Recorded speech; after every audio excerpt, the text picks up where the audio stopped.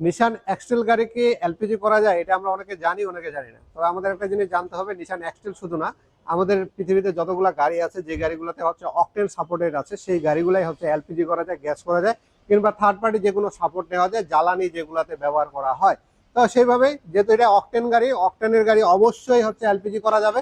সেভাবে এই গাড়িটা হচ্ছে আমরা এলপিজি কমপ্লিট করছি এবং টেস্ট ড্রাইভ দিচ্ছি। এই গাড়িটা আমরা আরেকটা কাজ করছি, এটা 5 সিটারের গাড়ি, কিন্তু আমরা এটা 7 সিটার করছি, সেটা আপনাদেরকে দেখাবো। একটু ভিডিওটা বড় হবে, আমাদের সঙ্গে থাকবেন।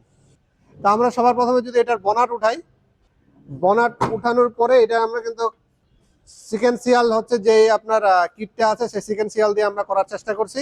দেখেন এখানে ইঞ্জেক্টর গুলা লাগানো আছে, এখানে হচ্ছে যে কিটটা আছে সেই কিটটা লাগানো আছে, এখানে ইঞ্জেক্টর লাগানো আছে। আর যেভাবে যেভাবে করা দরকার পারফেক্ট করা যায় সেভাবে আমরা করার চেষ্টা করছি। পিছনে যাব, এটা আমরা গোল সিলিন্ডার বসাইছি, কোনো বুঝার অপশন না, এখানে কোনো গ্যাস এলপিজি করা আছে, কিন্তু আমরা এখানে একটা 7 সিটার লাগাইছি, দেখতে পাচ্ছেন। এই যে এখানে 7 সিটার সিটটা আমরা বসাইছি, এখানে চাকাটা আছে, আমরা এটাকে আমরা এইভাবে করে এটাকে টান দিতে, যদি চাকাটার কারণে একটু উঠাইতে ঝামেলা হচ্ছে আমাদের, এটাকে উঠাইলে আমরা দেখেন এখন 7 সিটার হয়ে গেল, খুব সুন্দর। যদি আপনারা এরকম কেউ 5 সিটারের 7 সিটার বানাতে, যিনাদের এই মডেলের গাড়িগুলো আছে, আপনারা সুন্দর এটা করতে পারবেন। আপনারা আবার যদি আপনারা এটা ফেলে দিতে চান, সুন্দর করে পড়ে যাবে। দেখেন কি সুন্দর 7 সিটার হয়ে গেছে।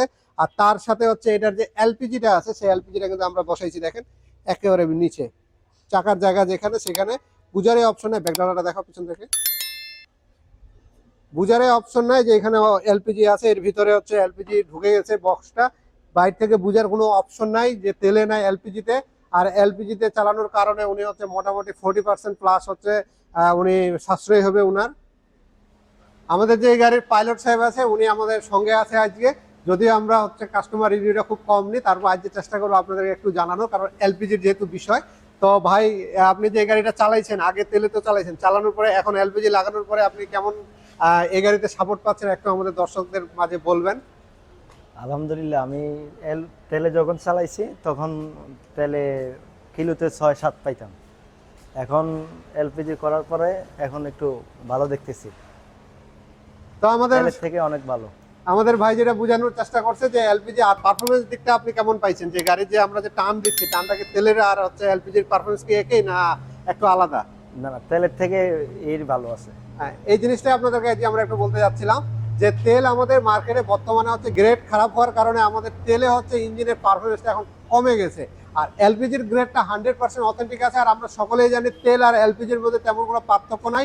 যারা এলপিজি ব্যবহার করতেছেন, কিন্তু আগে তেল আর এলপিজি ব্যবহার করে আসছেন, ওনারা ভালো করে জানেন। আমরা আগে থেকে জানি যে তেল এবং এলপিজির মধ্যে হচ্ছে এলপিজির পারফরমেন্সটা ভালো, কারণ এটা গ্রেডের মধ্যে কোনো খারাপ কোনো কিছু নাই, সবকিছু ক্লিয়ার জিনিস বের হয়। এই কারণে আমরা হচ্ছে এলপিজির হচ্ছে পারফরমেন্সটা ভালো পাই।